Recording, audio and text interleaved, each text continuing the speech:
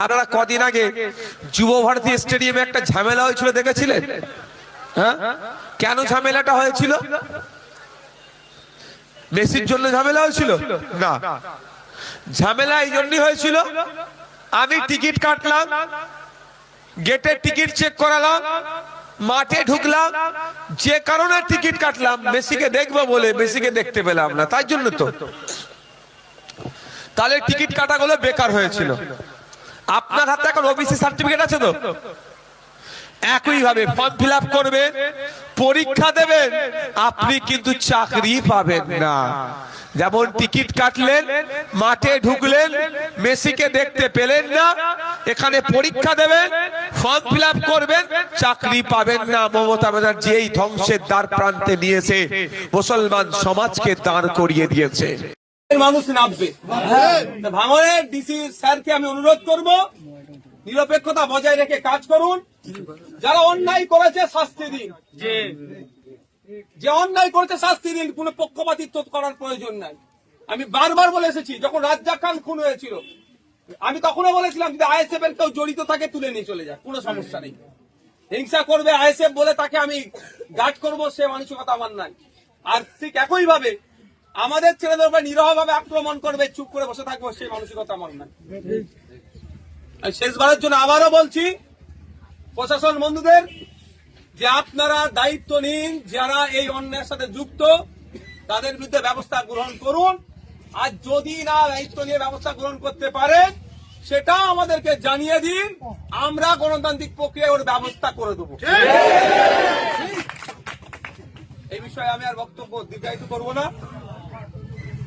আগামী 26 আসছে, ভাঙড়ের মানুষকে ধন্যবাদ জানাবো। আপনারা যে আশার বীজটা বপন করেছেন, আজকে রাজ্যের বিভিন্ন বিধানসভা থেকে আওয়াজ উঠছে যে নওশাদ সিদ্দিকীর মতো 10টা নওশাদ সিদ্দিকী বিধানসভায় আজকে দিতে হবে। এই রমজান মাস যে কলার দাম 30 টাকা ডজন ছিল, 70 টাকা ডজন আজকে কিনে খেতে হচ্ছে। যে আপেল 120 টাকা ছিল, সেটা 250 টাকায় কিনতে হচ্ছে। তরমুজ 45-50 টাকা দাম, পাতি লেবু 6 টাকা 8 টাকা দাম হয়ে যাচ্ছে, আপেলের দাম 250 টাকা হয়ে যাচ্ছে, বেদানার দাম বেড়ে যাচ্ছে। আজকে সরকারের মুখে কোনো কথা নাই, এই দাম কমানোর কোনো ব্যবস্থা নাই। সেই একাই ভাঙড়ের বিধায়ক প্রতিবাদ করছে যে দাম কমাতে হবে।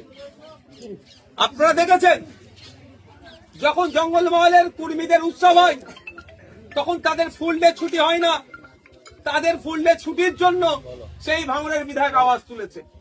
তাই আপনাদের বলবো, আপনারা যে আশার বীজ বপন করেছেন, আগামী 26 বিধানসভাতে নওশাদ সিদ্দিকী এই ভাঙড় থেকে একা খাম চিহ্ন যাবে না, অন্যান্য বিধানসভা থেকে শুধু খাম চিহ্ন নয়, খাম চিহ্নের সাথে যারা থাকবে তারাও যাবে, মানুষের বিধানসভা তৈরি করবে জনগণের। যে আপনারা যে রাস্তা দেখিয়েছেন সারা রাজ্য আজকে সেই দিকে ফলো করছে। একটা গুরুত্ব বিষয়ে আপনাদেরকে বলবো, 28 তারিখে ফাইনাল লিস্ট পাবলিশ হবে এসআইআর এর। দেওয়ানে বলেছি, আজকেও বলছি, আতঙ্কিত হবেন না। আতঙ্কিত হলে সমস্যার সমাধান হয় না। আপনারা বলুন, গণনা ফর্ম ফিল আপের ব্যবস্থা আমি তো বিভিন্ন জায়গায় ক্যাম্প করে করেছিলাম, আমাদের নেতৃত্বরা করেছিল। এক জায়গাতেও বলতে পারবে যে ভুল ফর্ম ফিল আপ হয়েছিল? আমরা ফর্ম ফিল আপ করেছি, খসড়া লিস্টে আমাদের নাম এসেছে। বদমাইশি করে লজিক্যাল ডিসক্রিপেন্সির নামে আমাদেরকে ডেকেছে, হয়রানি করেছে, আমরা উপস্থিত হয়ে আমাদের ডকুমেন্ট দিয়েছি। ফাইনাল ভোটার লিস্টে আমাদের নাম আসবে। এই হীনমন্যতায় ভুগবেন না যে আমার নাম আসবে না। কেন আসবে না? কারো দয়াতে আমার নাম আসবে বা কারো অভিশাপে আমার নাম কেটে যাবে, এরকম ব্যাপার নয়। আর্টিকেল 326 আমাদের ভোটদানের স্বাধীনতা দিয়েছে, ভোটার লিস্টে নাম ওঠার স্বাধীনতা আপনাদের অধিকার আছে, কেউ কেড়ে নিতে পারবে না। আপনাদের বলবো, আপনাদের বিধায়ক হিসাবে আমি বলছি, আতঙ্ক মুক্ত থাকবেন। ঘটনার চক্রে যদি কারো একজনের নাম বাদ যায়, আপনার বিধায়ক আপনার জন্য লড়াই করবে, নিশ্চিন্ত আপনারা থাকবেন। আজকেও বলছি, আমি পালিয়ে যাওয়ার ছেলে নয়, আমি পালিয়ে যাওয়ার ছেলে নয়। তো আপনাদের বলবো, ফাইনাল লিস্ট পাবলিশ হবে। আপনারা আপনাদের বুথের লিস্ট পাবলিশ যেটা হয়েছে সেটা প্রিন্ট আউট করে মানুষের বাড়িতে বাড়িতে যাবেন, নাম মিলিয়ে তাদের বুঝিয়ে দেবেন। সবাই ইন্টারনেট থেকে, সবাই অনলাইন থেকে বার করে মিলানো তাদের সবার পক্ষে সম্ভব নয়। তাহলে আপনাদের কাজ কি হবে? প্রিন্ট আউট করে এই লিস্ট ধরে ধরে বাড়িতে পৌঁছে যাওয়া। কাকা, মাসি, পিসি, চাচা, ফুপু, খালা, তোমার নামটা দেখো এসে গেছে। আর ঘটনার চক্রে যদি একজনের আসছিল না, তখন কি করবেন? একটু মাথায় রাখুন ভালো করে। প্রথম কথা, আজ সবার আসবে, তারপরে যদি না আসে সেটাও তো জেনে রাখতে হবে। যার নাম যদি কারো নাম কাটে, কি কারণে কাটা হয়েছে তার নোটিশ আসবে, ঠিক আছে? ওই নোটিশের কপিটা কি করবেন? আপনাদের বিধায়ক ছবি তুলে আমাদের নেতৃত্বের মাধ্যমে আমার কাছে পৌঁছাবেন। ওর উত্তর তৈরি হবে। অ্যাপ্লিকেশন মানে আমি বলছি উত্তর তৈরি হয়ে জেলাতে জমা হবে। ডিস্ট্রিক্ট ইলেকট্রাল অফিসার, যিনি ডিএম আমরা এখন বর্তমানে আছে, তার কাছে জমা হবে, হিয়ারিং হবে, নাম উঠবে। কি বলছি বুঝতে আসছে? আজকে দেখছিলাম যত বিচারপতি দিয়েছেন, সেই বিচারপতিতে করলে নাকি 1 মাসের বেশি টাইম লেগে যাবে। বাইরের রাজ্য থেকে বিচারপতি আনছে। আর মমতা ব্যানার্জি সুপ্রিম কোর্টে গিয়ে নাটক ছাড়া কিছু করে না। জোর গলায় বলছে না, জোর গলায় বলছি, তো আপনাদের মাথায় রাখবেন। মামলাটা পশ্চিমবাংলা সরকার করেনি, আমরা চাই পশ্চিমবাংলা সরকার মামলা করুক। সে কাজ কিন্তু হয়নি। ব্যক্তিগত মামলা আর পশ্চিমবাংলা সরকারের মামলার মধ্যে অনেক তফাৎ। আমি কি বলেছিলাম? আমাদের দাবি কি ছিল? অল পার্টি মিটিং হোক, সেটাও ডাকেনি। আমাদের দাবি কি ছিল? এসআইআর নিয়ে একটা নিন্দা প্রস্তাব পাস করানো হোক, সেখানে হচপচ করে গুলিয়ে দেওয়ার চেষ্টা হয়েছে। মানে কোনো না কোনো জায়গায় আমরা দেখতে পাচ্ছি, যেভাবে ওয়াকাফ আইন লাগু হতে দেব না করতে করতে ওয়াকাফ আইনকে মেনে নিয়েছে, যেভাবে ওবিসি নামে মুসলমানদের সাথে দ্বিচারিতা হয়েছে, যেভাবে ফেক এসটি/এসসি সার্টিফিকেটের নামে সামনে রেখে প্রকৃত দলিত আদিবাসীদের সাথে বৈষম্য হয়েছে, একইভাবে তার দলের নেতাদের চোর গুন্ডা মস্তানগুলোকে বাঁচানোর জন্য হয়তো এসআইআরটাকেও মেনে নিতে পারে।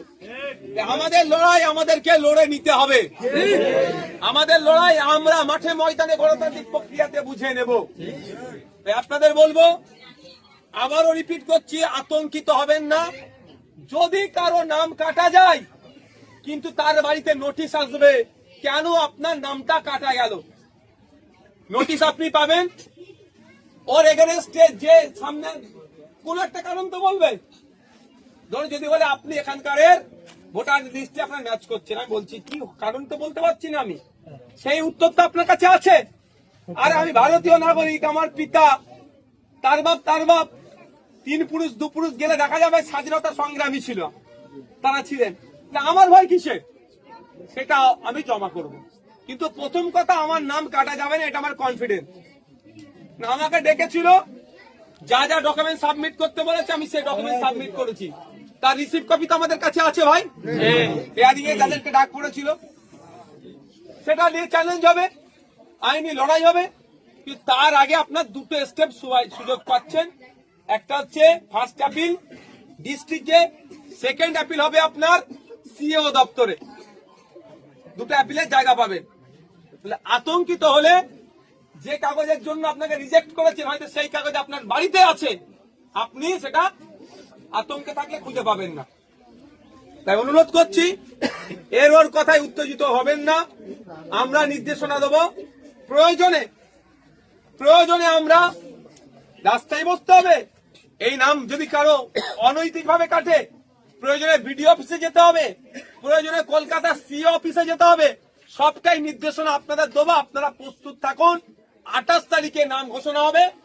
28 তারিখ সন্ধ্যাবেলায় আমরা কি বার্তা দিচ্ছি আপনাদেরকে মাথায় থাকবে তো নাকি? এও ডাকছে, চলে যাবেন না একদম। একটা আমি উদাহরণ দিচ্ছি, কেন বারণ করছি। এও ডাকলে চলে যাবেন না। ওই সন্দেশখালীতে খবর পেয়েছিলেন, নট ইন্ডিয়ান সিটিজেন লেখা কাগজ বেরিয়েছিল, সবাই ভয় পেয়ে গেছিল অনেকে। আমি ভয় না পেয়ে আমি তাদেরকে জিজ্ঞাসা করলাম,